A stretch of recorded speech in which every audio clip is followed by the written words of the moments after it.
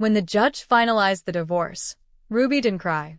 She stood there calmly while Daniel shook hands with his lawyer, a satisfied smile barely hidden on his face.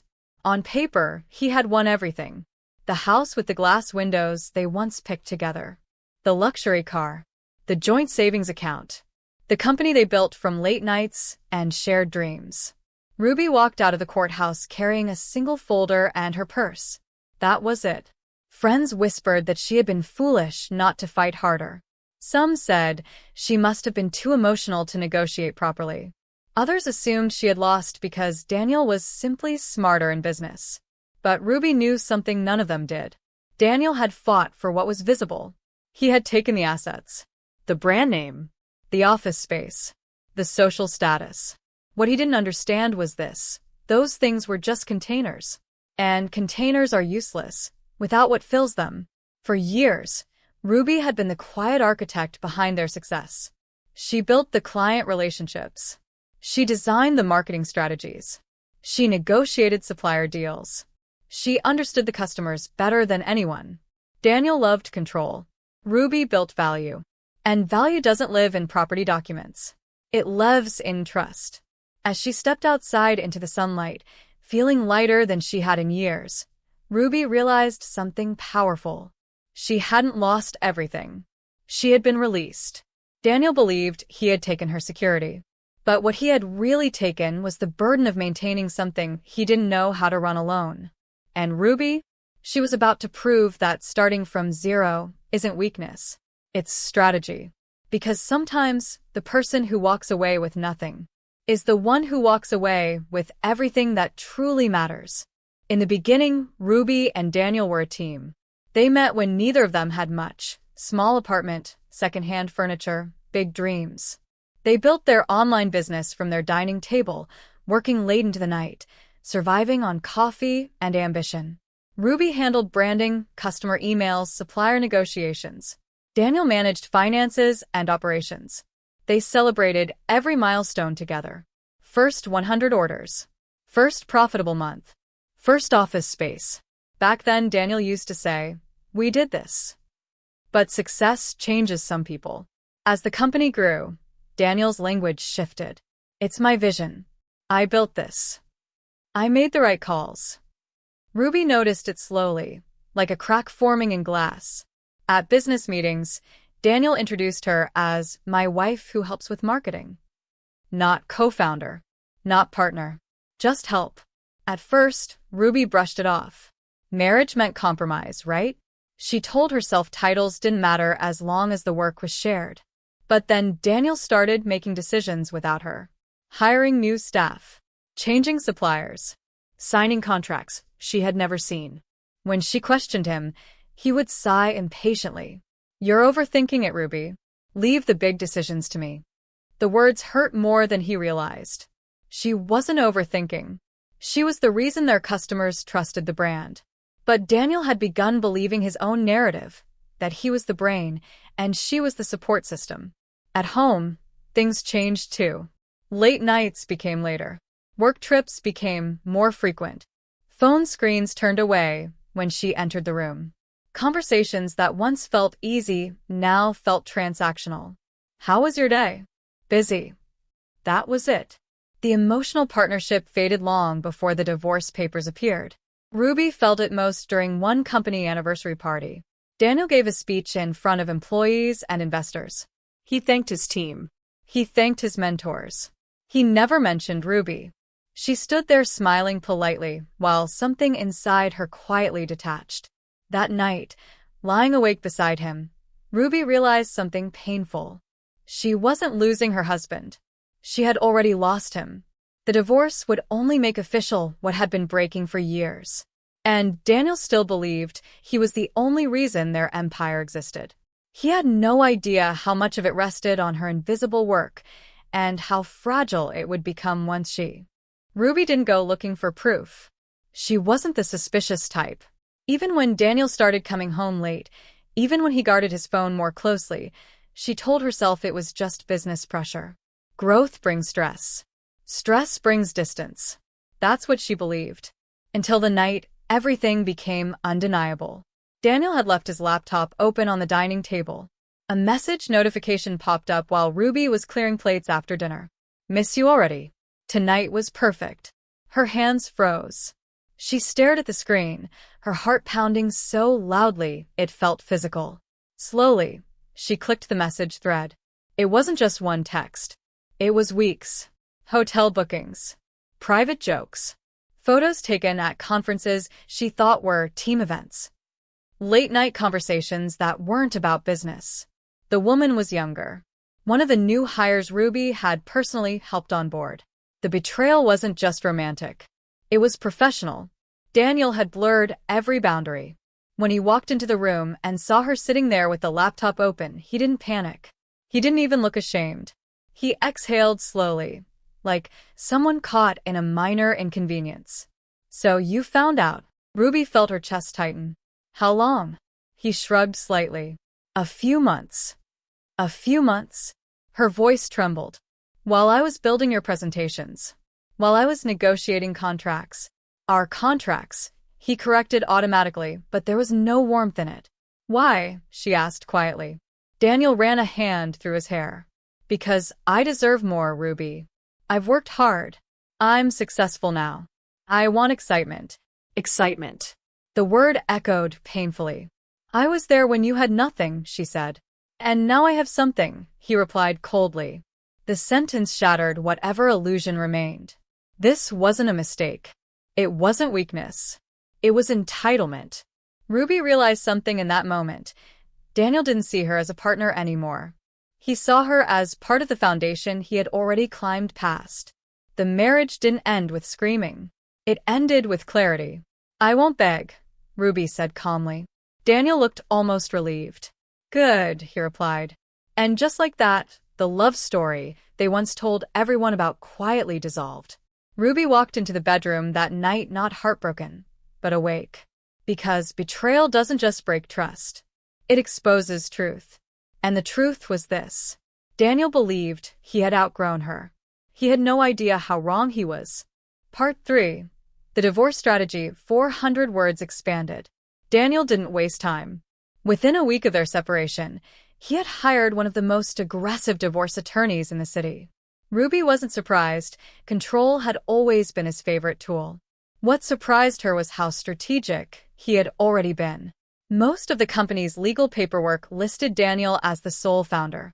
Early on, when they were just starting out, Ruby had trusted him to handle the technical stuff. She focused on clients, branding, and growth. Titles felt secondary back then. Now they mattered. In the first mediation meeting, Daniel's lawyer spoke more than Daniel himself. Mrs. Bennett was not officially registered as co-owner. While she contributed, legally the company belongs to Mr. Bennett. Ruby sat quietly listening. Contributed. The word felt small compared to the years she had poured into that business. Daniel leaned back confidently in his chair. "We can settle quickly," he said. "You take a small financial payout and walk away." "A small payout?" Ruby asked calmly. "It's fair," his lawyer added smoothly, "considering your limited legal ownership." Limited. The irony almost made her smile. Ruby's own attorney advised her to fight. "We can challenge this. It will take time, but we can try to prove your involvement." Time. Money. Public court battles. Daniel knew exactly what he was doing. He was betting that she wouldn't want the war. And he was right, but not for the reasons he thought. That evening, Ruby sat alone reviewing the settlement offer. The house would go to Daniel. The car. The company. Most of the savings tied to business revenue. In exchange, she would receive a modest lump sum. Enough to survive, not enough to compete. Her lawyer looked at her carefully. "You built that company, Ruby. Are you sure?" Ruby closed the folder slowly. "Yes." Her lawyer frowned. "He's taking everything." Ruby shook her head. "No," she replied quietly. "He's taking the shell." Daniel thought winning meant possession. He didn't understand the difference between ownership and value. When Ruby signed the settlement papers, Daniel barely hid his satisfaction. "You'll be fine," he said, almost dismissively. Ruby met his eyes one last time. "I always am." He thought she was surrendering. But what he didn't realize was this. Sometimes walking away isn't losing. It's removing yourself from something that's about to collapse. Part 4. What he really took. 400 words expanded. When the divorce was finalized, Daniel moved back into the house as if nothing had changed. The same kitchen, the same office, the same company name printed proudly on the glass doors downtown. On the outside, he had won. Friends congratulated him for handling things smartly. Investors reassured him that business would continue as usual. Social media still showed him as the successful founder of a growing brand. Ruby, meanwhile, moved into a small apartment with white walls and secondhand furniture. From the outside, it looked like she had lost everything. But what Daniel didn't realize was that what he had taken required maintenance. The house came with a large mortgage. The office had rising rent. The staff depended on leadership. The clients expected consistency. And consistency had always been Ruby's specialty. In the weeks after the divorce, Daniel tried to run the company exactly as before, except now Ruby wasn't there to smooth the details. Emails went unanswered longer than usual. Customer complaints took days to resolve. Supplier negotiations felt colder. Daniel assumed it was temporary. He hired 2 new managers to replace Ruby's responsibilities. But managers can follow systems. They can't replicate intuition. What Daniel never understood was this. Ruby didn't just execute tasks. She built relationships. She remembered clients' preferences. She adjusted marketing campaigns based on subtle shifts in demand. She caught small financial inefficiencies before they became problems. And most importantly, people trusted her voice. Meanwhile, Ruby quietly reviewed her old notes at home. She had copies of marketing frameworks she designed, templates she created, strategy outlines she personally developed. Nothing illegal, nothing stolen, just her own work. Daniel had taken the business name. He had taken the office. He had taken the bank accounts. But he hadn't taken her mind. He hadn't taken her reputation. And he certainly hadn't taken the years of expertise she had built.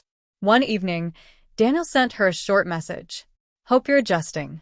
Ruby stared at the text and smiled faintly. Adjusting? She wasn't adjusting. She was preparing.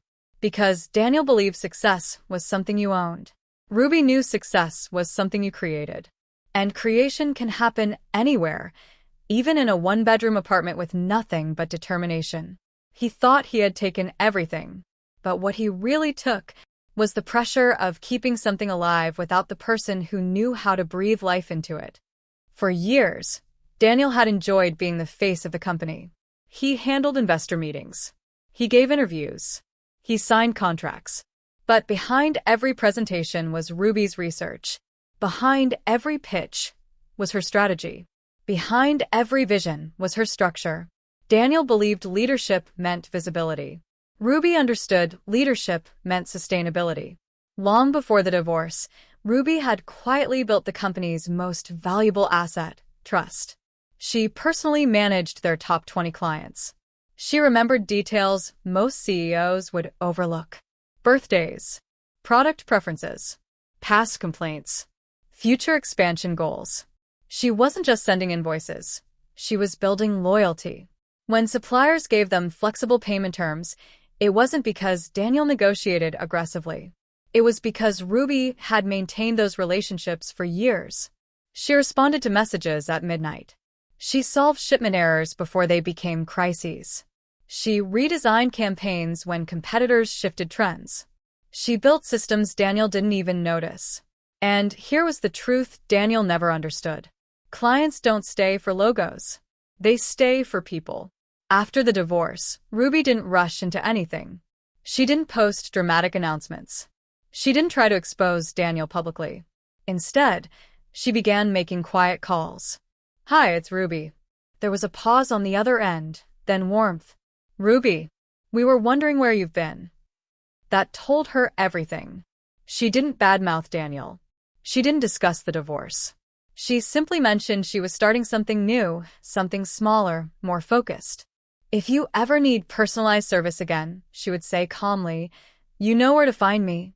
She wasn't stealing clients. She was reminding them who built the relationship in the first place. Within weeks, a few clients asked Daniel directly, "Why hasn't Ruby been involved lately?" Daniel brushed it off at first. She moved on. But contracts began to renew slower than usual.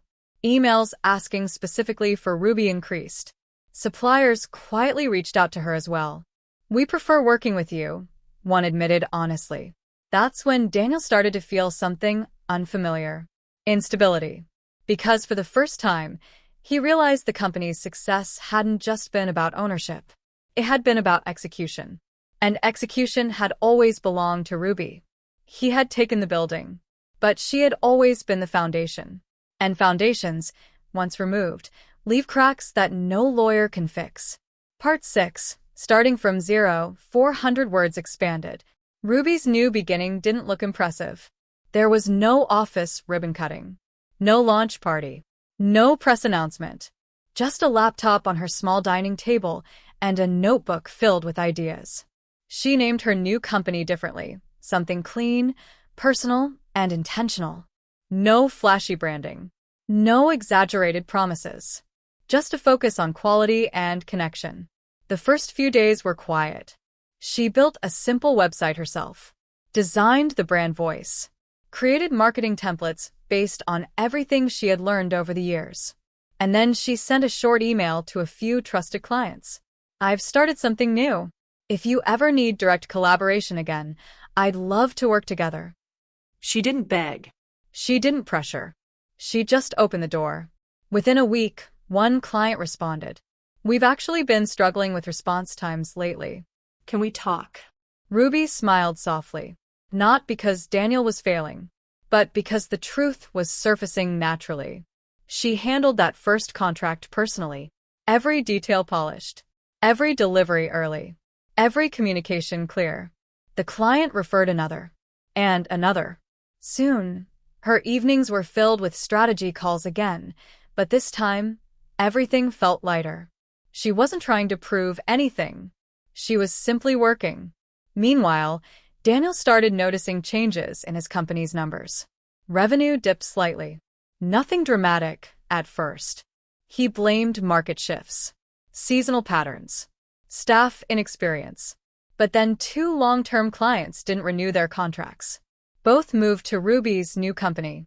Daniel confronted one of them. "Why the change?" he asked, forcing a polite tone. The client answered honestly. "With Ruby, we feel heard." That sentence lingered in his mind longer than he expected. Back in her apartment, Ruby worked late, but not with stress. With purpose. She reinvested every dollar carefully. Hired one assistant, then a second freelancer. She built systems again, but smarter this time, legally structured under her name alone. She learned from her past. Ownership matters. Protection matters. This time, everything she built belonged clearly to her. She wasn't rebuilding out of revenge. She was rebuilding out of clarity. Daniel believed starting over meant weakness. Ruby knew starting over meant control. Because when you've built success once, you can build it again. And this time, no one would ever call her support. She was the architect, and the blueprint was entirely hers.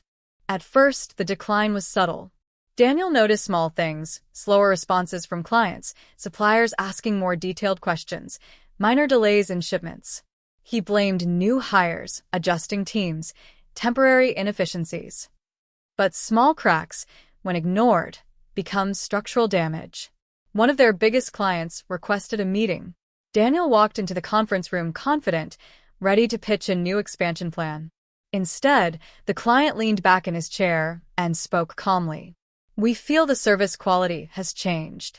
Daniel frowned. "We've grown. That's normal." "It's not growth," the client replied. "It's inconsistency." That word hit harder than he expected. Inconsistency. Something Ruby never allowed. Over the next few weeks, 2 more clients quietly transitioned their contracts elsewhere. Daniel didn't know exactly where until one supplier accidentally mentioned Ruby's new company during a call. "You 2 are competing now?" the supplier asked casually. Daniel froze. "Competing?" "She's been doing impressive work. Very responsive." The call ended quickly after that. Daniel sat alone in his office, staring at the city's skyline through the glass windows, the same office he had fought so hard to keep in the divorce. For the first time, he felt uneasy. He opened financial reports. Revenue had dropped 18% in one quarter. Not catastrophic, but alarming. He called a staff meeting. "Why are clients leaving?" he demanded. No one had a clear answer. One employee hesitated before speaking. Many of them asked about Ruby. Silence filled the room. Daniel dismissed the meeting early. That night, he went home to the house that once symbolized victory. It felt larger now, emptier. He replayed conversations in his mind. Ruby questioning decisions, Ruby insisting on client feedback, Ruby staying late to fix errors he barely noticed. He had called it overthinking. He had called it unnecessary detail. Now he saw it for what it was. Foundation. Meanwhile, Ruby's company was growing steadily. Not explosively, not dramatically, but consistently. And consistency builds momentum. Daniel finally did what he never imagined he would. He dialed her number. When she answered, her voice was calm. "Yes, we need to talk," he said. For the first time, there was no arrogance in his tone. Only something unfamiliar. Concern. Because Daniel was beginning to understand the difference between owning success and being the reason it exists. Part 8. The realization. 400 words expanded. Ruby wasn't surprised when Daniel called. She had expected it, just not so soon. When she answered, she kept her tone neutral. Professional. "Yes. We need to talk," Daniel said. The confidence he once carried so effortlessly was missing. They agreed to meet at a quiet cafe halfway between their offices. When Daniel walked in, Ruby noticed the difference immediately. He looked tired, not physically but mentally, like someone who had been holding something together with force instead of balance. "You've been contacting my clients," he began, skipping pleasantries. Ruby didn't react. "Your clients?" Daniel exhaled sharply. "Don't play games. Revenue is dropping. Suppliers are questioning contracts. Something's happening." "Yes," Ruby replied calmly. "Growth." His jaw tightened. "You're sabotaging my company." Ruby leaned back slightly. "I left," she said evenly. "You kept everything." The words hung between them. Daniel ran a hand through his hair, frustration slipping through his composure. "You knew this would happen, didn't you?" "No," Ruby answered honestly. "I just knew my worth." That sentence landed harder than accusation ever could. Daniel stared at her. Really stared, perhaps for the first time in years. "You handle client relations," he admitted slowly. "But I built the company." Ruby didn't argue. "You built structure," she said quietly. "I built loyalty." Silence settled between them. For years, Daniel had equated visibility with value. His name was on the paperwork. His signature was on the contracts. His face was in the interviews. But the clients who renewed year after year? The suppliers who gave flexibility? The customers who recommended the brand? They didn't stay because of signatures. They stayed because of service. Because of trust. Because of Ruby. Daniel finally asked the question he had avoided. "Why didn't you fight for half in court?" Ruby looked at him steadily. "Because I didn't need half of something that depended on me entirely." The realization hit him slowly, like a truth unfolding in real time. He hadn't taken everything in the divorce. He had taken responsibility for something he didn't fully understand how to sustain alone. And Ruby hadn't lost everything. She had removed herself from a structure that no longer respected her value. As they stood to leave, Daniel's voice softened. "What happens now?" Ruby picked up her bag calmly. "That depends on how well you can run what you fought so hard to keep." For the first time, Daniel understood. Ownership without capability is fragile. And Ruby had always been the capability. Within a year, the difference became impossible to ignore. Ruby's new company wasn't flashy. It didn't chase rapid expansion or social media hype. Instead, it focused on what she did best: consistency, clarity, and personal connection. And it worked. Client retention climbed steadily. Referrals doubled. Word spread quietly but powerfully through professional networks. She actually listens. She solves problems before they escalate. She understands long-term strategy. Investors began reaching out, not because of drama, not because of her divorce story, but because her numbers were strong. One business magazine featured her as an entrepreneur who rebuilt from scratch. Ruby accepted the interview calmly. She didn't mention Daniel by name. She didn't frame herself as a victim. She simply said, "Sometimes starting over removes distractions." Meanwhile, Daniel's company was bleeding slowly. Revenue had dropped nearly 40%. Operational costs remained high. The mortgage on the house felt heavier each month. Staff turnover increased. Without Ruby's structured systems, minor inefficiencies multiplied. Daniel tried aggressive marketing campaigns. They didn't stick. He tried hiring consultants. They couldn't replicate what wasn't documented. One evening, he sat alone in his office reviewing quarterly losses. The numbers didn't lie anymore. He had mistaken control for competence. A month later, news spread quietly through industry circles. Daniel's company was seeking acquisition options. A polite way of saying it was struggling to survive.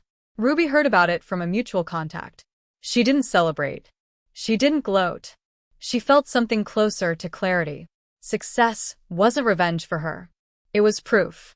Proof that value lives in skill, not possession. Daniel requested another meeting. This time, his posture was different. Less defensive. More humbled. "You've built something bigger," he admitted. Ruby didn't correct him. "It's stable," she replied. He looked at her carefully. "I underestimated you." The words weren't dramatic. They weren't emotional. But they were real. Ruby nodded once. "You underestimated partnership," she said calmly. In that moment, the power dynamic fully shifted. A year ago, she had walked out of a courtroom with nothing but a folder. Now, she stood across from the man who thought he had taken everything and realized he had only taken the surface. Because what truly builds success can't be divided in court. It follows the person who creates it. And Ruby had always been the creator. Within a year, the difference became impossible to ignore. Ruby's new company wasn't flashy. It didn't chase rapid expansion or social media hype. Instead, it focused on what she did best: consistency, clarity, and personal connection. And it worked. Client retention climbed steadily. Referrals doubled. Word spread quietly but powerfully through professional networks. She actually listens. She solves problems before they escalate. She understands long-term strategy. Investors began reaching out, not because of drama, not because of her divorce story, but because her numbers were strong. One business magazine featured her as an entrepreneur who rebuilt from scratch. Ruby accepted the interview calmly. She didn't mention Daniel by name. She didn't frame herself as a victim. She simply said, "Sometimes starting over removes distractions." Meanwhile, Daniel's company was bleeding slowly. Revenue had dropped nearly 40%. Operational costs remained high. The mortgage on the house felt heavier each month. Staff turnover increased. Without Ruby's structured systems, minor inefficiencies multiplied. Daniel tried aggressive marketing campaigns. They didn't stick. He tried hiring consultants. They couldn't replicate what wasn't documented.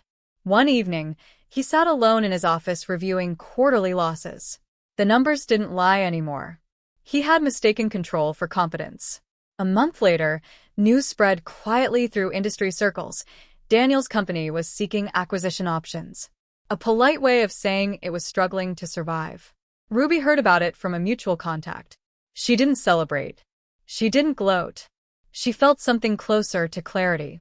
Success wasn't revenge for her. It was proof. Proof that value lives in skill, not possession. Daniel requested another meeting. This time, his posture was different. Less defensive. More humbled. "You've built something bigger," he admitted. Ruby didn't correct him. "It's stable," she replied. He looked at her carefully. "I underestimated you." The words weren't dramatic. They weren't emotional. But they were real. Ruby nodded once. "You underestimated partnership," she said calmly. In that moment, the power dynamic fully shifted. A year ago, she had walked out of a courtroom with nothing but a folder. Now, She stood across from the man who thought he had taken everything and realized he had only taken the surface. Because what truly builds success can't be divided in court.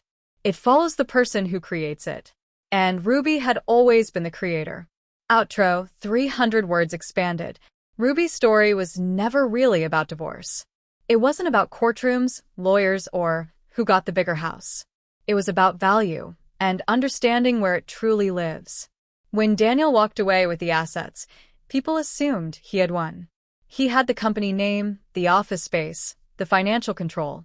Ruby left quietly, without public arguments or dramatic scenes. But what most people don't realize is this. Success isn't stored in buildings. It isn't locked inside bank accounts. It doesn't belong to whoever signs the papers. It lives in skill, in relationships, in consistency, in the ability to create something from nothing. Ruby didn't rebuild out of revenge. She rebuilt because she knew who she was without Daniel. She knew what she brought to the table long before contracts made it official. And that knowledge was her real power. Losing everything forced her to see something clearly. When someone removes you from a place that undervalues you, they may think they've weakened you. But sometimes, they've simply removed the ceiling. Daniel thought he was taking control. In reality, he was taking responsibility for something he didn't fully understand how to sustain. Ruby, on the other hand, walked away lighter. Not because she had less, but because she no longer carried someone else's ego, someone else's limitations, someone else's need for credit. Her victory wasn't loud. It wasn't dramatic. It was steady. And the strongest kind of revenge isn't destruction. It's elevation. Because when someone believes they've taken everything from you, and you rise anyway, that's when they finally understand what they never truly owned in the first place.